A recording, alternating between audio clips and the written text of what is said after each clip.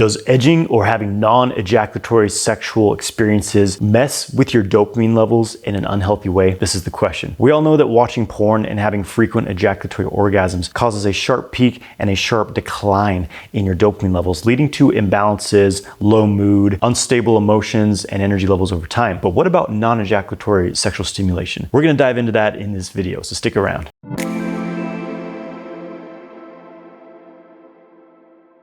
I'm Jonathan White. I'm here to help you master your sexual energy so you can manifest your ideal life. If you want to learn more about sexual and self-mastery, make sure you subscribe to my channel. Make sure you get my free ejaculation control course through the link in the video description below. Dopamine is the reward chemical. It's meant to reinforce behavioral patterns, habits, actions that you take, especially along the lines of gratification. First of all, it's important to understand that just because you're doing something that triggers an increase in dopamine levels, that's not inherently a bad thing. Let me break this down and do a couple of examples. Let's have the first example. You just added 10 pounds to your bench press. You're going to the gym, you're getting all warmed up, you're doing 20 minutes of cardio, whatever. You're getting your warm-up sets, benching, and your boy's there spotting you. You put those 5-pound plates on, and you're like, let's go, boy. You're fucking, I don't know, man. I don't know. He's like, fucking push it, you little bitch. You're like, fuck yeah, I did it. That gives you a dopamine release. It increases the dopamine levels in your brain. And that I consider to be a good thing because you just worked really fucking hard. That was a goal you had for a long time, to put that extra 10 pounds on your bench press,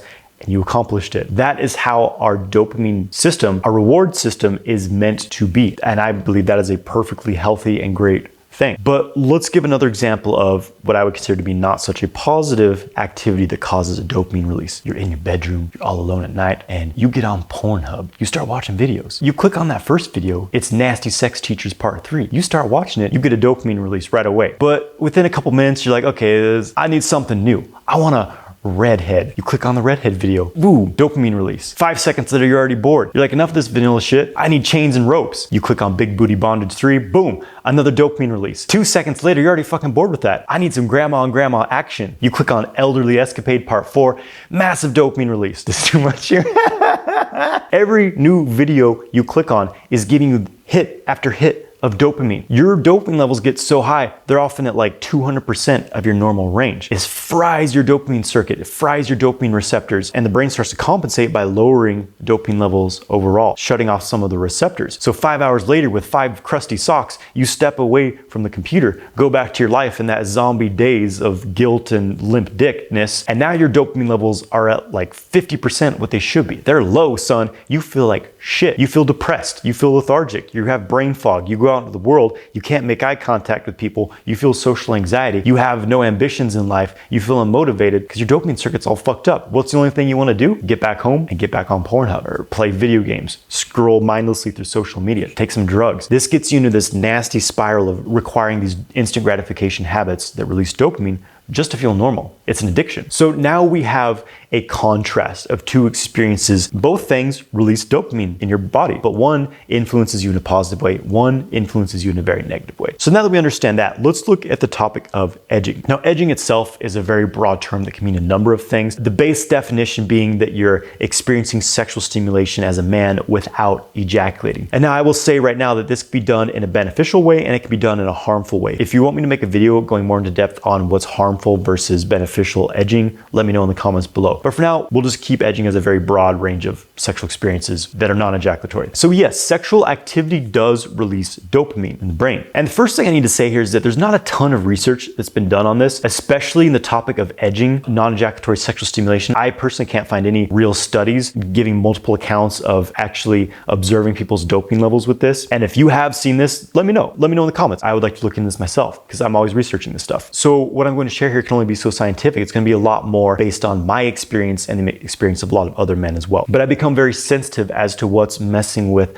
my dopamine levels, my brain chemistry, my hormone levels, my body circuitry. I know for sure that porn fucks up my brain. Spending time on social media fucks up my brain. That's why I delete my Instagram account when I'm not posting something on it. I delete that shit. I don't touch it. I don't scroll through social media anymore. I can't do that shit anymore, guys. I try to live a real life. I like to read books. I like to be out in nature. I like to do my Qigong practice, martial arts. I like like to do real life things. Obviously, I spend some time on my phone and my computer, but I try to be extremely conscious and minimize that time. So I have a pretty sensitive system to when something's fucking with me. Ejaculatory orgasms definitely cause this sharp peak, this huge release of neurotransmitters, dopamine, and a sharp drop off. You feel low afterwards. You feel lower. Your dopamine levels are lower after an ejaculatory orgasm because it's that peak and then release. However, when you're edging, when you're having non-ejaculatory sex or self-pleasure, yes, there is a dopamine release happening, but it doesn't seem to be as sharp as when you're ejaculatory orgasm. And from my experience, there's definitely not this drop off afterwards, like where your mood's lower, your energy's lower. I have never experienced that from non-ejaculatory sexual experience. Definitely not in an obvious and sharp way,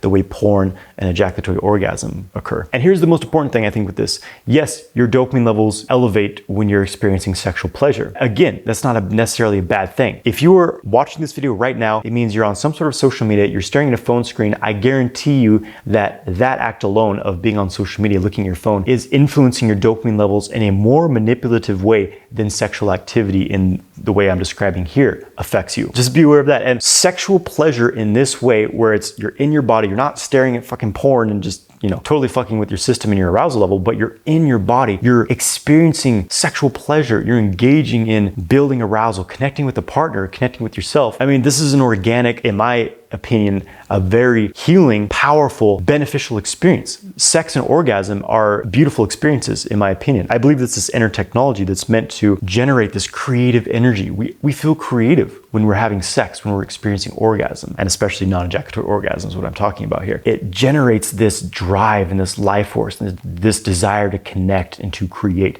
People who are sexually satisfied, who are having better sex, especially the non-ejaculatory sexual kung fu path of sex, they are more creative, they are happier, they have more drive, more ambition, more confidence in their life. So it's just important to see the bigger picture here. And not to mention, I don't consider this instant gratification thing, because to learn the practices of, what I consider to be the most beneficial form of edging, which is where you're using sexual kung fu techniques to channel your sexual energy through your body, to get into the state of full body orgasm, to bring this energy into your organs, to your glands, to your brain. It takes time to learn how to do that. It takes time to build up the arousal when you're not just staring at a fucking screen looking at, some chick getting plowed. It takes a degree of skill and development. So you've built this up over time. Much as in meditation, practicing yoga is this skillful act you engage in to get something beneficial from. I would consider it to be a delayed gratification type of habit. I consider the same thing with this more evolved experience of sexuality. You're delaying the gratification of just jumping right over the edge into ejaculatory orgasm or watching porn to experience this more sustained experience of building sexual arousal, managing that arousal so it doesn't consume you, so you don't just ejaculate and lose the charge, and then keeping that, storing that within your body. So it creates this wave of energy and bliss that sustains over time. Dopamine levels as well, your neurotransmitters as well. So basically, ejaculatory orgasm short circuits your nervous system, burns up your dopamine and neurotransmitter chemicals, which leads to a low mood and low energy levels afterwards. Whereas the sexual kung fu experience, the tantric evolved sexual experience, that doesn't happen. You feel better throughout your day. Your energy's higher throughout the day. You feel more creative, you feel happier, more joyful, more blissful. So just the bigger picture here. I hope that you got something from this video. And again, if you want me to break down more of like what's beneficial edging versus maybe potentially harmful edging, let me know in the comments below. Make sure you subscribe to my channel. Give this video a like if you benefited from it in some way, and take care, my friends.